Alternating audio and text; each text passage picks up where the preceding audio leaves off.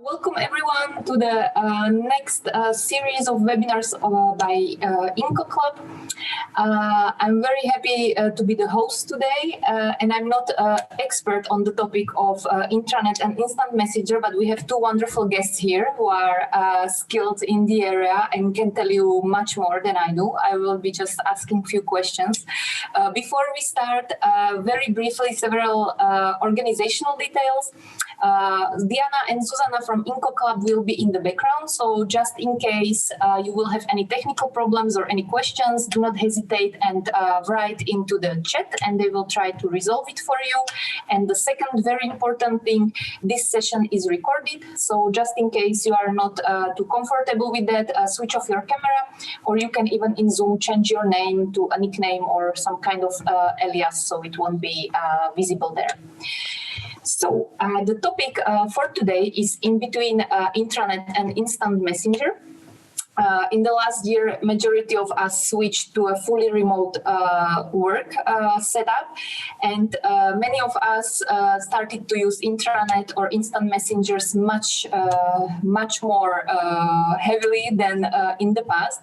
Many companies decided that it's good time to really review how they work, whether intranet isn't a bit outdated already, or whether they have the right combination of the tools, or whether it's time to adopt something new that is better for their current needs. So we would like to ask our guests what are their experiences and what they can recommend from their many years of experience they have in the area of internal communication.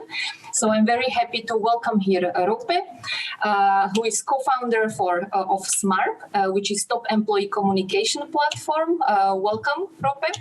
And we have Devin here, who is founder and chief communicator at Amplify IC. So both of them have many years of experience. So we are really looking forward to share their best practices and knowledge and wisdom on the topic. Just before I will let them share all of that with you, we have a small vote poll prepared because we would like to know what's the situation in your company. So what's the current setup? So if you can please help us and choose one of the four options, what are you using in your company? Whether it's intranet only, whether it's messenger type of communication tool only, something like Skype, Slack, or any else, whether you are using both, or you have even more than two of these tools at the same time. So please, if you can choose the one that is the right for you.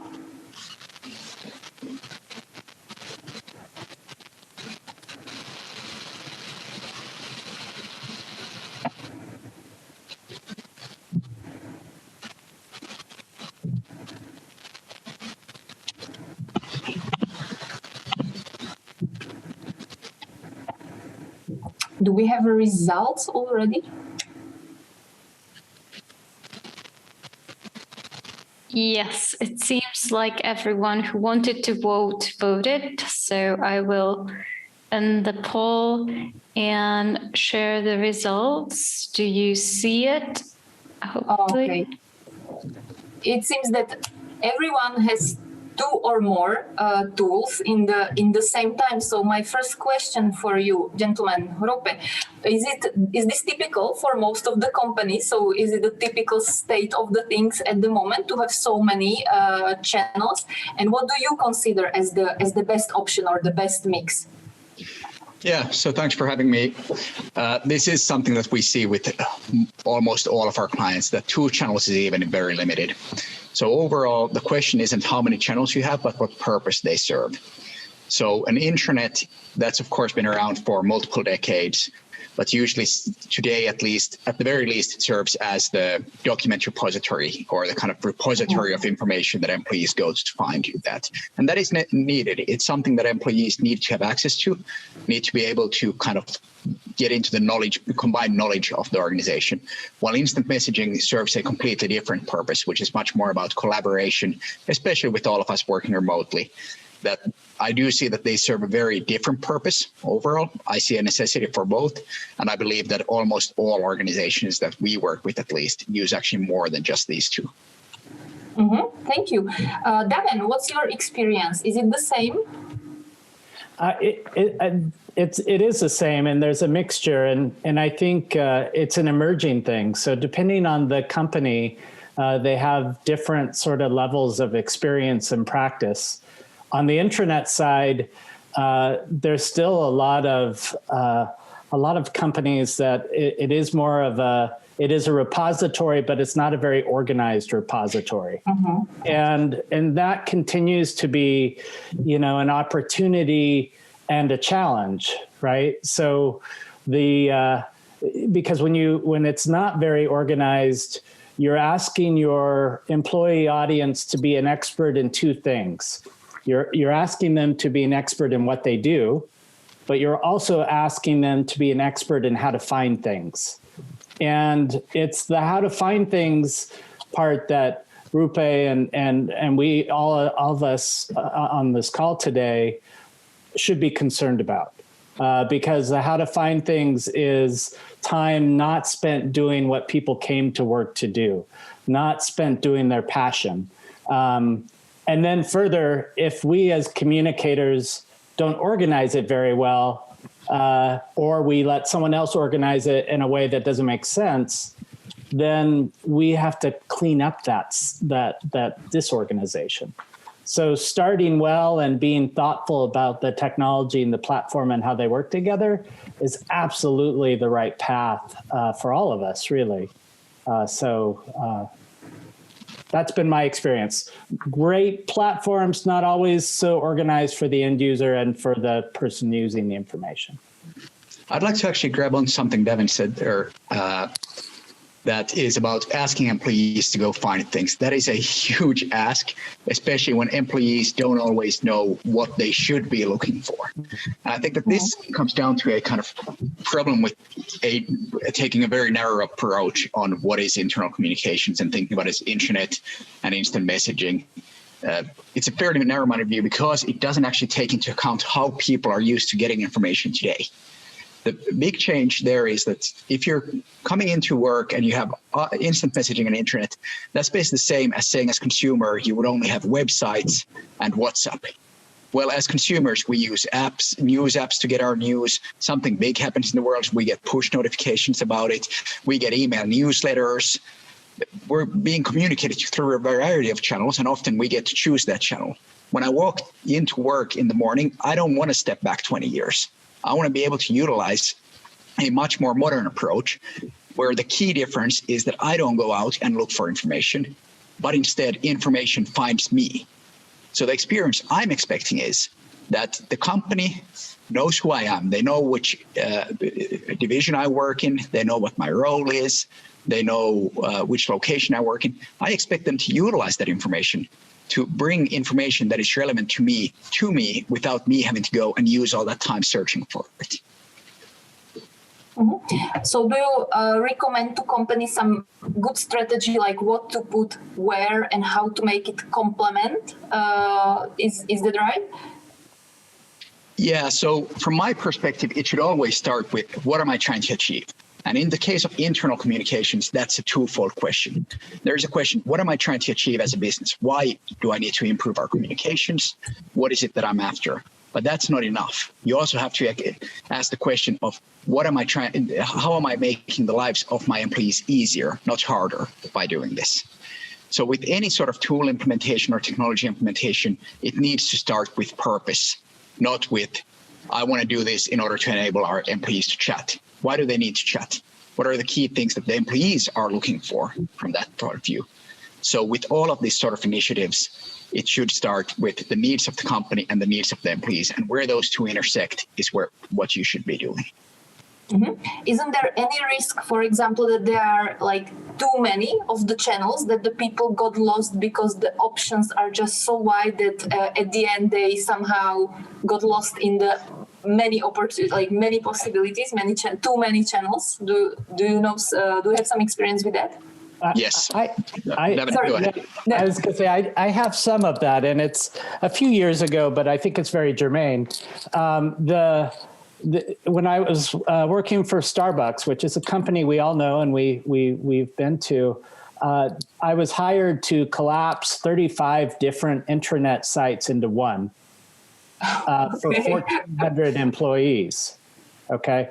This was a subset of employees across North America who had a very specific function, yet we were at the time, before I got there, saying we need to really have them. It was set up for the information owners. They created their kingdoms of information and organized it in the way they thought made sense. All good intentions. But in the end, we were asking 1,400 employees to go to 35 different places to get what they need, which is a little crazy, right? So I think what Rupe said is really spot on, is balancing that business need with the needs of the employee. And I would go so far as to say, what does that employee need to be successful? How do you enable their success and make their job easier?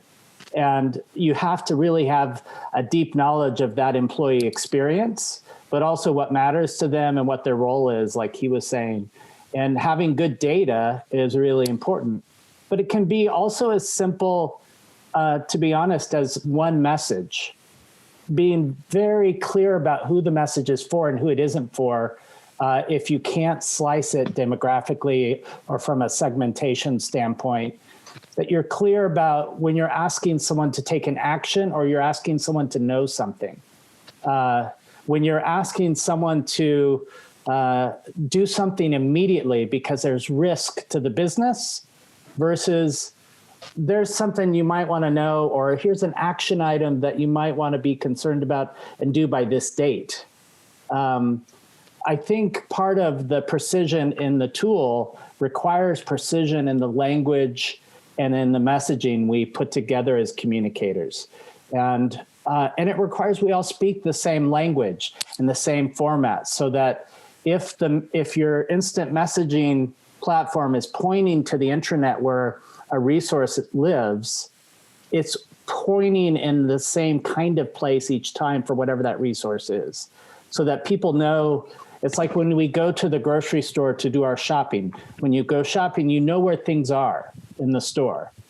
And that's kind of what you want that intranet to be. And that instant messaging and other tools can point to it and pull people right where they need to be. But if it's stored inconsistently, then that's a problem. Technology solves part of that and can make delivery much easier. But 35 sites for 1,400 employees is a little bit of it sounds like a fairy tale, or a bad fairy tale, but it actually was something that happened. Yeah. I can also imagine it has to be very difficult if not all the employees are like in the office or back office or now at home office, but at Starbucks they had to be like front line people who are not sitting behind the computers, so it had to make things even more difficult. Right. And that goes back to know your audience, right? So a barista, you don't want a barista spending hours of time at a platform, because that means that barista is not making your drink and you're standing in line getting impatient and frustrated that, where's my drink? I've been waiting here for a while. And Starbucks recognizes that. And part of why they're a strong brand is that they know how to execute operations very, very cleanly. But they also know what not to give to an employee. So that's the other, I think Rupe could speak to this too, but that's the other opportunity and challenge is because you have the tools, does it need to live there, or should it live there? And if so, how? And so, a lot of my role at Starbucks was deciding what not to communicate.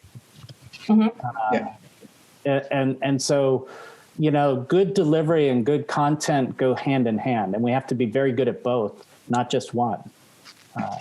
Rupe, did you want to mention something or comment on that? So sure, kind of taking a step back onto the original question of too many platforms, etc. With any tool, a tool should be an enabler, not a disabler. So you don't get a hammer because it's worse than hitting a nail with a rock. You get a hammer because it's better for that. So any tool you use, it has to be an enabler. And then how do you actually see, is it an enabler or not? That's what Devin there very quickly touched upon, which is analytics. So understanding of what's actually resonating, what's working, what's not. That's extremely important because anything we don't measure, we can't improve. And that we need to get kind of the actual employees giving us that feedback either through their actions or through them telling us. Now about having 35 different intranet sites, we haven't hit 35 yet. That's a new record, by the way. But we have seen ones with 6 or more. And usually the problem becomes that you're asking employees to both learn to use each one of these. You're asking them to go to different places to find information. And the way we see it, you're asking people to go back to the Stone Age here. If you actually want to be successful in this and save your employees time and save their kind of frustration as well, or take away their frustration, what you should be doing is looking at, okay, how do these employees want to be communicated to? What are the messages that actually resonate with them? And what are the channels that should be used in order to do it? So I agree that it's a combination of having a good quality content and information that's being sent out that makes sense to the employees, with a combined with technology that matches their behavior as consumers. So think about the way that people want to be communicated today. How are they used to getting this information? Training should not even be required for internal communication platforms, in my opinion. I think that it should be obvious how they work. You should not create a experience where you need employees to learn how to use something new. Instead, you should look at what employees already know how to do and match that experience with the tools that you implement. Mm-hmm. It's from my really, experience. Yeah, sorry. I was going to say that's a really, I mean, it's interesting. And here's kind of where things get very real for the communicator. I can tell you, I was not very popular when I was the person taking down those intranet sites and collapsing it into one site that worked much better. In the end, we got to the right place. But the owners of those 35 sites didn't like me very much, which is an uncomfortable spot to be in as a communicator. And that's why it's really great to have SMARP, which is focused on building a really sound technology to give delivery and pointing things to the people that they need when they need it. But also pairing that with the communicator's discipline of really good content and organizing it well, and organizing it in the same way, using the same kind of language. So you're building habit with people. Every time we introduce a new platform, we're introducing, hopefully, and we're enabling their success. But if we layer on new learning and layer on new challenge each time, we're basically putting our employees through a change drill every time we roll something out. And I think having been in corporate settings where we've taken a platform and moved to something new multiple times, there's a buildup of sort of institutional wariness of adoption, which has nothing to do with the current platform, has everything to do with the past of that company. And so as communicators, it really pays to be thoughtful and to work with our vendors and our partners to really create something that enables success from day one and not just sort of guess, check, and refine as we go, which is not all that unusual still today. But great delivery and great content and thinking it out ahead of time, that's the magic part that we all need to get to. It's not easy. Yeah. What I wanted to comment before on was very similar, that people are creatures of habit, and it's very difficult once you get used to that something in those intranet, now it's moved to somewhere else. People still tend to go to the original source, even if it's not updated anymore, and then it causes a lot of troubles because there are old versions of documents or something, so it has to be like adoption of a new one, it has to go hand in hand with switching off the old one, or learning people that they should go somewhere else. But we touched one thing several times already. It's like keeping the content up to date, keeping it relevant, and so on. It comes to the question of ownership. So who should own the communication platform, whether it's intranet or instant messenger or something else, and who is responsible? Because not all the companies have internal communication person, and sometimes the documents on intranet are updated from many different departments, let's say. So do you have any like magic trick how to make it work for the companies? Well, I can start from the technology perspective, and I think Devon can add on from the internal communicators perspective. So from our perspective, what we see is it's not an individual owner. Communication is basically anybody who manages people. It's their job. I, as CEO, can't get anything done without getting the buy-in from my team. As a one-man show, I wouldn't be able to do anything. So communication is a shared responsibility throughout the organization. Now, internal communicators are a huge resource in not just communicating themselves, but helping others communicate effectively. And I think that that's also a big part of what our technology kind of plays into, is that it shouldn't be just one or two people communicating through it. Instead, it should be anybody who needs to reach an audience. And thereby, there are, for example, subject matter experts who may be communicating about a certain subject matter. There are divisional leaders who are communicating to that division. There are top-level executives who need to be able to reach the whole company. But they all need support. They all have their core competence, which is why they are in the job that they're in. But they also need the support of internal communicators and experts in the field. And that's where I think that is an underutilized resource. And I think that communicator really should have a seat at the table, because they're the ones who enable that change or enable that initiative to be driven through that the company wants. Without effective communication, nothing happens. Absolutely. And I think what we've seen with the pandemic is that the bandwidth of messaging that has to come out now is much wider.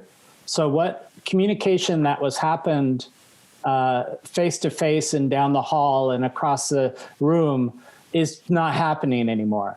So what that means is our platforms have to carry that extra bandwidth, that extra messaging.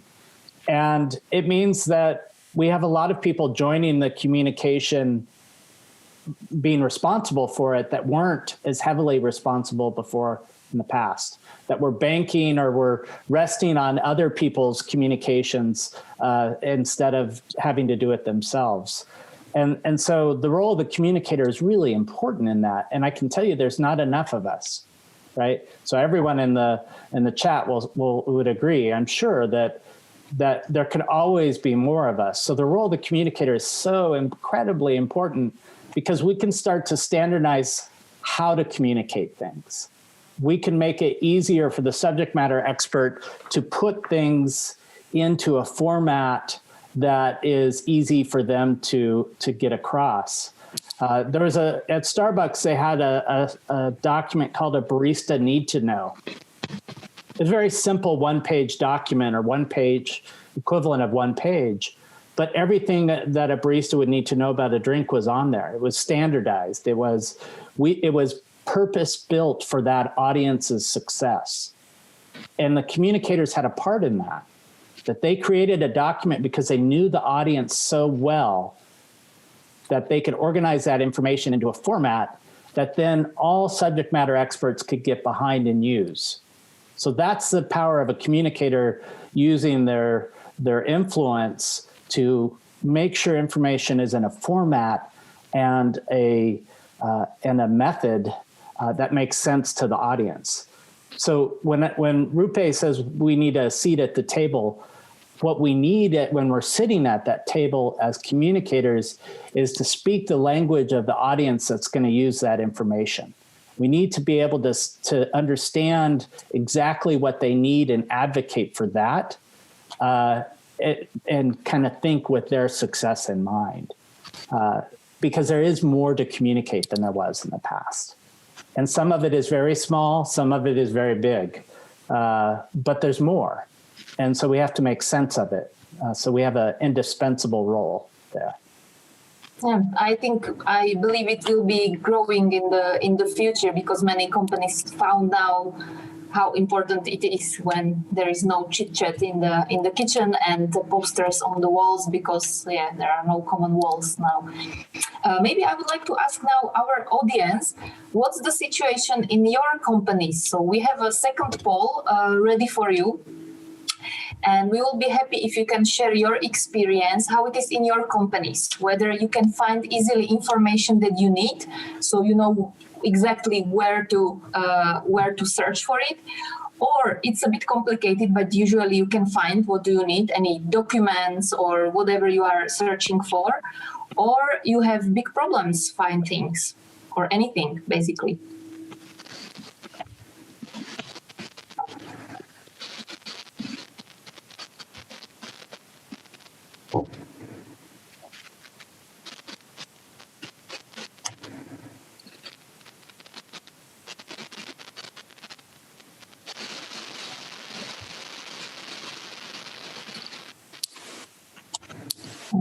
Do we have the result? Yeah, okay, it's not so bad. It's quite good. So usually it's a bit complicated, and this is experience from my own, the company I work for as well. So usually people can find what they need, but sometimes it's a bit complicated. And this brings me to the next question. Do you have any advice on the planning strategy, like what to put where? Like, for example, everything should be on intranet and the other sources are just supporting or pointing to the intranet, or some areas should be there, some areas there. So do you have any advice on how to divide the content based on the tool? From a technology point of view, it comes down to how do you actually make it easy for employees to find it when they need it. Mm-hmm. So if it's something that's needed right away, you should deliver that right away to them through the channel of their choice. So not limited just saying that you can only go on the web browser or you even have to have a VPN to get to the internet. That's not good. That's not what people want. So if it's something that needs to be communicated right away, it should be delivered through the channel of choice for the employee. Now, there is a lot of this organizational knowledge that needs to be found on request. And this is where you should be able to surface this information very easily. So I highly recommend not having too many places for information, just because it takes so much learning. All of this should be thought about in a kind of employees first sort of mentality. That think about the needs of the employees first, and only then think about the needs of the organization. Because that way, if you think about the needs of the organization first, you won't actually have anybody utilizing that information. They will give up before they actually find it. So minimizing the amount of channels that the content is hosted on is important. Then again, having a maximum amount of findability. And what I mean by that is many different places linking back to there, so that you can find it in any of these tools is actually quite important, especially if there are some kind of historical reasons why you do need multiple places, or you're just not able to, you've gone through M&A and you have two different systems. These exist, but then what's important is that you have a singular place that allows you to access multiple different places. I think the other part to keep in mind is be consistent about it. Mm-hmm. So don't change up how you organize it mid-game, because as I mentioned earlier, everything you do as a communicator, you're training your audience on what to expect. You're hardwiring their brain about how to get what they need. And if you change where things point to, if they know it is always in this place, and you're instant, you're giving them on-demand access pointing to it, but then you put it somewhere else on an intranet site, for example, later, then that's a problem, because then they're having to reset it. So if they happen to be on the intranet and on their VPN later on, and they go to look for it where it was before and it's now not there, that's a problem. Mm-hmm. You're making barriers to their success. The other part, I was going to say the other part. So my background is with global retail, but a lot of it was healthcare as well. And A lot of what we did in healthcare, especially working with providers and physicians, was co-locating messaging next to the tools they use every day. So if there were online tools and things that they were using, we were locating them next to it so that we made it easy for them. We didn't make them go to multiple places to get what they needed. We tried to bring it all in one place so that it was more consistent. What I know to be true with the physician audience is the third time I would have a message go in front of them that didn't have anything to do with them or wasn't tuned to their needs is the last time they would read something from me. They will simply just move on and go to something else. That's the United States physician perspective. And maybe that's unique, but they will move on. They have a job to do and they need to be intentional about it. So we need to do everything we can to make it easy. And that's priority one. Consistency is king in that sense. I think actually here, to add on to that, I agree completely on the consistency side. But I think the very core of it, and I think we both kind of agree on this based on what we've been saying, is that changing people's behavior is damn difficult. But you don't need to do that. Instead, take the behavior people have and adjust the messaging, adjust the channels, adjust everything to that behavior. And if you do need to ask them to change behaviors, do it once, don't do it constantly, because that kills consistency. Yeah. And bring them along for that journey, right? Ask them, get to know them and what they need, so that when you are delivering it, you absolutely are delivering to the way they would like it. But you have to know them to do that. And if you don't know them, your platform will never serve them well, right? You have to know your audience. Completely agreed. I think that they're kind of the perspective that we take on it, that there's two sides that both need to be filled. Targeted communication, meaning knowing your audience, who do you need to communicate this to, but also personalized communication. So everybody has their own interests. Somebody in marketing might actually be interested in the sales materials. Somebody working as a frontline worker may be interested in the corporate strategy and long-term vision.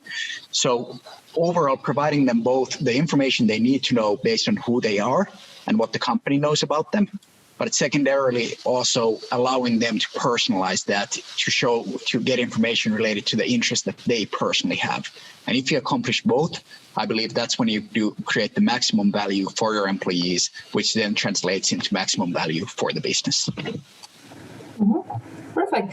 If you can give some advice to someone who is just starting, like it doesn't have to be necessarily new company, but let's say company that didn't have any strategy in internal communication, and they have found out now that probably they need something, some platform, some intranet, whatever, someone who is new in the area, and you want to advise something that is, let's say, foolproof. Like if you do this, you won't go wrong.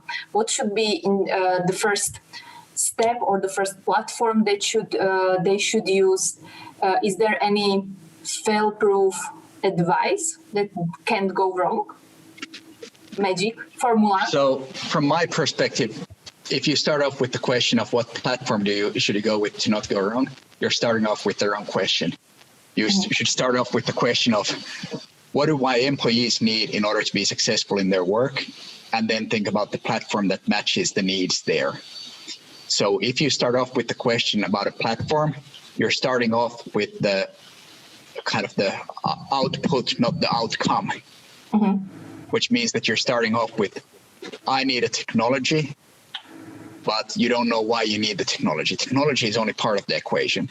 I mean, we're a technology provider, and we're saying that technology alone won't solve your problems. Understanding your problems first, and then finding a solution that caters to that is what actually works here. And from that perspective, the way that we've built our technology, for example, is to try and actually match what is the needs of the employee and to be as flexible on that as possible. And that's not to say that our technology is right for everyone. It's not. A company of 20 people probably needs something like Teams or Slack more than SMARP. A company of 10,000 people probably actually need more SMARP than Slack or Teams, because you won't be able to try having your CEO do a company-wide announcement on Slack or Teams. it's a mess. We've seen it be tried before. My advice, for communicators is know your audience. And if you can really invest in knowing what they need, who they are, how they get their information, and really understand everything you can about them, that's going to help you. So if you're brand new, start gathering those core documents in your organization and core resources that explain your audience. Start looking for a informal and formal group of advisors who are members of that audience that can tell you who they are and what they need and what's they're passionate about, what they're interested in, and recruit that cabinet of advisors. It's like as IC or internal comms pros, we need our own subject matter experts about our audience. And I'm at Amplify IC, one of the things that I try to help communicators understand is to become not the subject matter expert, but the audience matter expert. Mm-hmm. If you can really own that role, then you're not putting, as Rupe said, don't start with the platform, start with the problem and the people that your audience that you're serving. And then if you know that audience well, then you're better able to match the platform to meet the need. And your implementation of that platform is going to be stronger. The hard part, though, is when your leader comes to you and says, I really want this tool here. And if you can't speak the language of your audience and your business at that point, you're at a disadvantage. You need to be able to say, yeah, that's a really great tool, but here's what I know to be true. Our audience has this problem, and this problem. They're interested in this, and this. We need to make sure that whatever platform we use delivers on that. So let's look into that. And then it's an informed discussion, not I think this one's not as good as that one. You can't start with the tactic or even a technology strategy. You need to start with the business problem and the people needs first. Yeah. What I find useful on that is start off with the goal. So start off, what does my ideal state look like? And what does that enable for the business and my employees? And then work down from that. Okay, what do we need to actually achieve that ideal state? And if a senior leader comes and says that we really need a new intranet, I think it's okay to challenge them.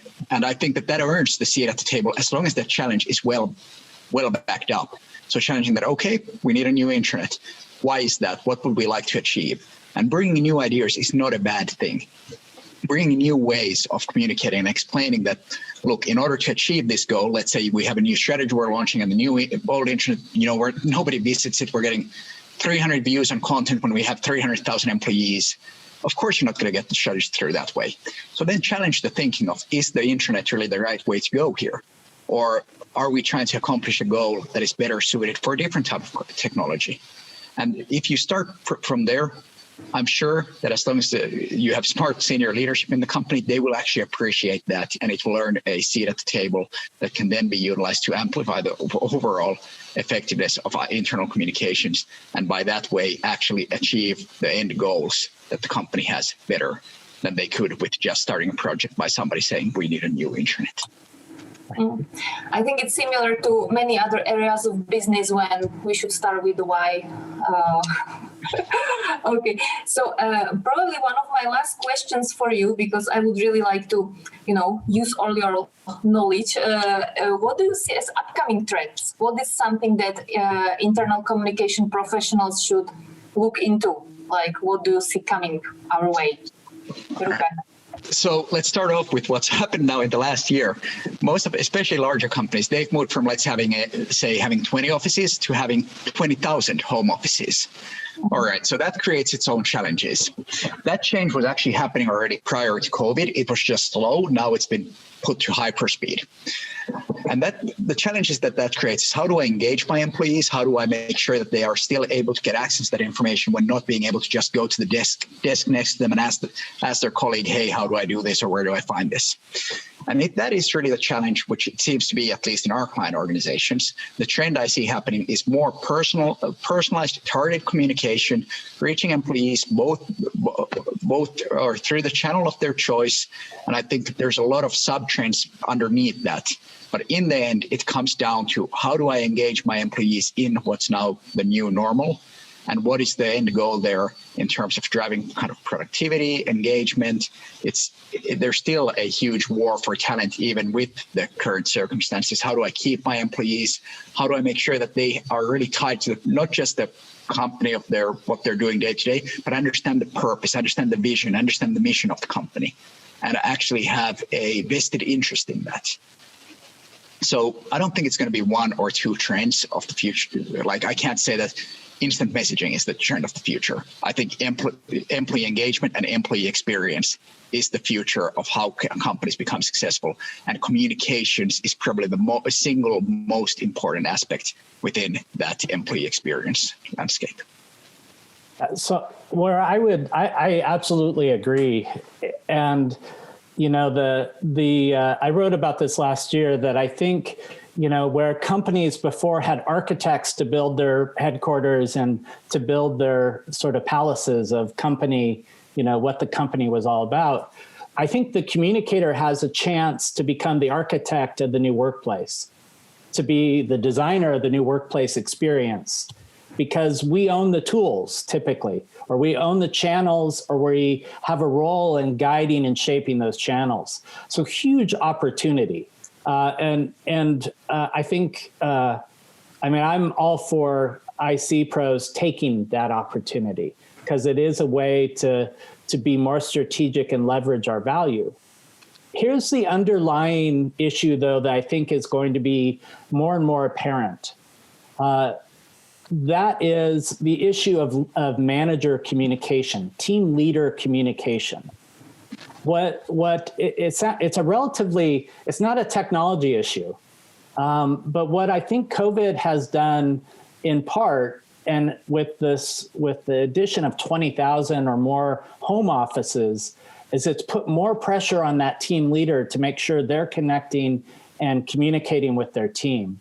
And what my guess is, and what I've heard, is we're finding that some managers aren't very good at that. So they were promoted to managing teams, not because of their ability to communicate, but because of their ability somewhere else. They had a strength somewhere else. So we'll assume all good intentions, right? That all managers are there to do the right job and do good work. But that, from an IC standpoint, from a communication standpoint, we need to think about how we improve their success. Because now, as I was mentioning before, the bandwidth of messaging coming through is huge. It's a much wider pipe of information that needs to flow to the employee in some ways. But the responsibility on the manager has increased. So when we were all working face-to-face in an office setting, a marginal manager could bank on the skills of the manager next door who is really good, because the employees were right by each other and they sort of heard through the grapevine what was going on, and it didn't matter that they didn't get it from their leader. But now we're in the dining room of 20,000 employees. There is no other leader or manager to bank on. It is that manager that needs to be the one to help. And so the trend that I think, and there's a number of folks out there that are researching this right now, is what are we doing about manager communication and how are we supporting the manager's success? So it's that big C communication and little c communication, capital C and lowercase c. The lowercase c, that informal communication, is now something we need to be more involved with. And we need to make sure we're helping managers increase their communication acumen or their skills to do it well. I think IC has been on the fence about helping managers. We kind of need to get off the fence. We kind of need to stop being in the middle on it and really step forward and help managers be better at it. That means we need to be better teachers too, as IC pros. And we need to help them leverage the platform for what they need. So here's what you need to know, employee, but then here's what a manager needs to know and what they need to do with the message. So we need to think about not just the manager as a receiver, but the manager as an actual channel. And how do we support that channel's success? Just like we would a platform or any other delivery channel. How do we support their success? That one is going to be a big issue. And it may be that we lose a bunch of managers that are just poor managers. And some people may look at that and say, okay, that's good, right? But that's a lot of change. That's a lot of turmoil. So I'd rather work on bringing that middle group of managers that are just sort of on the, just need training and support. I'd rather see us help them. So I think that's going to be a big trend, especially with our more remote workforce. Makes sense. Thank you very much. I've seen that in the chat the debate there was quite intense. So I would like to now give a space to the audience. So to ask questions either face to face or into the chat, because to use this opportunity. So feel free to unmute yourself and ask Daven or Rupe the questions you might have, because I don't know if they were able to read the chat discussion which went on. So in case you would like to still ask something, then... There's a reference here about senior management understanding the manager's role. And, one place in communicating, I'm always curious about looking at manager job descriptions and job postings to see if communications is actually targeted as a skill set. And that's an interesting discussion for a senior communications leader to have with their people leaders, human resource leaders, about, are you hiring for that skill set? Because it's much easier to upskill someone who's already coming with some talent there than it is to start with someone who has no experience there. And then the other question from an IC standpoint is, where do managers get training on that in your organization, and how do you get involved in that? So there are things you can do to help that move along.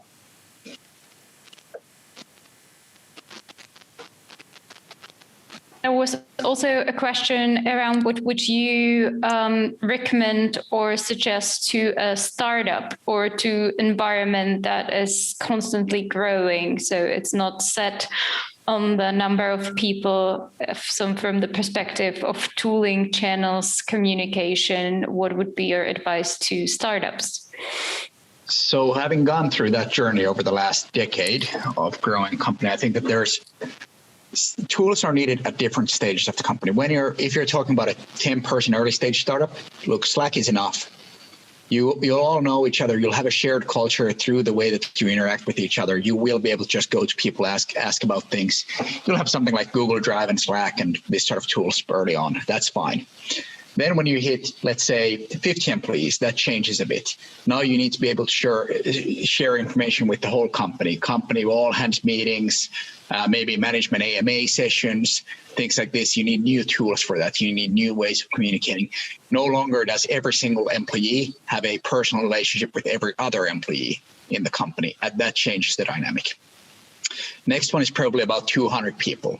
Now, this is where you need more, in addition to having kind of the bottom-up and side-to-side communication, you do start needing more formal top-down communication.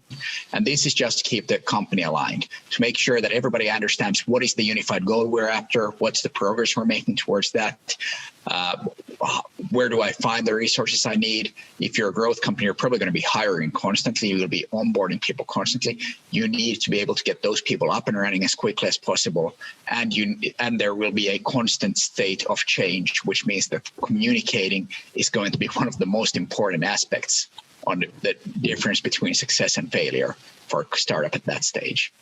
Beyond that, you hit 500, 600 people. That's when you start getting into basically having the same issues as an enterprise company would.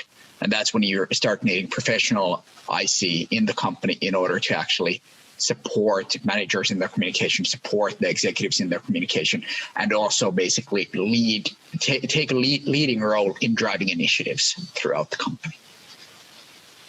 That was a really great progression, because not every company will have an IC person at 12, right? It doesn't make sense. Not even at 600, really. Right, Yeah, right. Unfortunately. Yeah, so that means people will be wearing multiple hats, right? So that you might have someone who is a coordinator in a department also wearing the hat of communicator across a whole organization of 50, of 100.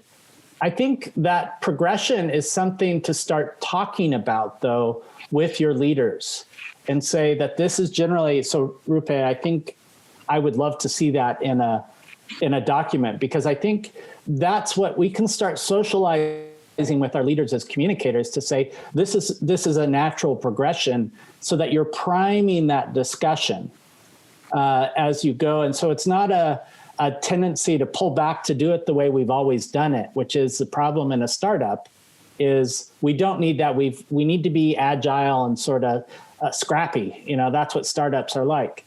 But that's really hard. The other part to keep notice in a startup, having worked in several in the healthcare arena, is you can, when you're upscaling your people, when you're hiring rapidly and you're bringing in new leaders, you're bringing in multiple cultures from other places. You're bringing in the communications experience from other organizations. And so that's where it's hard, because the communicator is not a senior person in a small startup yet. That's where you hope you have leaders that understand some of that.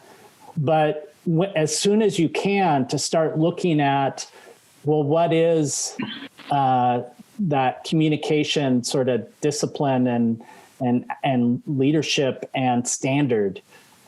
Because what will happen is, if you're hiring people who come from cultures where communication is really strong, that's good. But if you're hiring where that's not the case, then you have more challenge or more change to overcome to get to where you need to be, which it makes it hard in a startup. You have to be a little bit brave and very much thick-skinned to survive the startup time, right? So.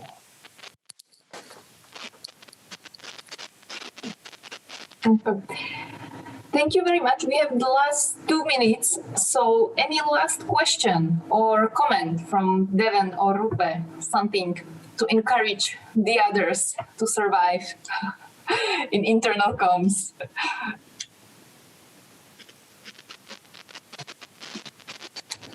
One thing I would say to all of you is, and my congratulations, and I have just such respect and support for Inco Club.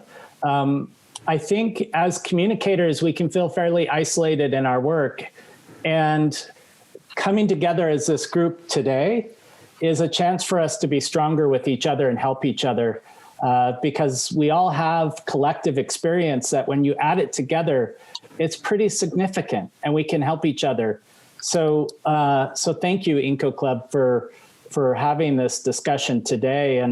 And I would say lean in and support your friends and your colleagues, and think about, well, what do I have that could help someone else on the call today? I think we all have at least 15 minutes we can give to a colleague on the phone a friend, sort of, I need help with a problem right now. So this is great that you guys are bringing people together like this. So I really applaud you. Thank you. I would like also the others who are not members of INCO Club encouraged to join the platform, whether on LinkedIn or Facebook, because they are bringing regular pics and tricks and articles from internal communication. And as you can hear from Rupe's and Davin's speech, it's obvious that the internal communication is not only matter of HR or internal communication expert, but it's coming into the daily jobs of all managers and of all people working in the companies, basically. So what you can find there in the weekly picks, how they are called, is really inspirational for anyone in business, I would say, from my experience. So thank you very much. We have Robin raising hand, so sorry to jump in, just so he gets the word. Alrighty, thank you. No, I just wanted to say, I don't work in internal communications as a function. I'm actually a communications trainer. And, I'm kind of here to listen to what people's needs are. And particularly when I've been engaging with the chat and listening to Rupa and Davin and everyone else, gives me huge insight that when I go to clients and I work with managers, where their managers are saying, help my people communicate better. Now I'm much more able to sort of take the insights that are coming from groups like this and say, well, these are some of the things that I think, we should be looking at and how you should be looking at. I'm working with a huge remote-based organization at the moment of over 600 employees, and they're fantastic technical experts in everything they do, but their ability to communicate with each other is horrendous.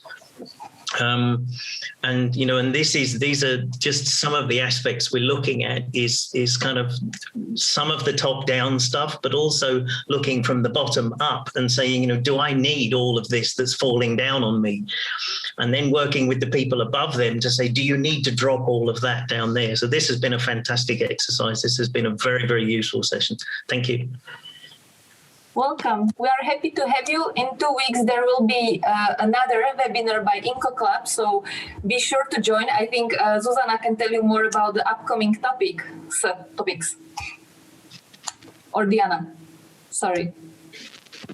Well, I might actually say a couple of words here.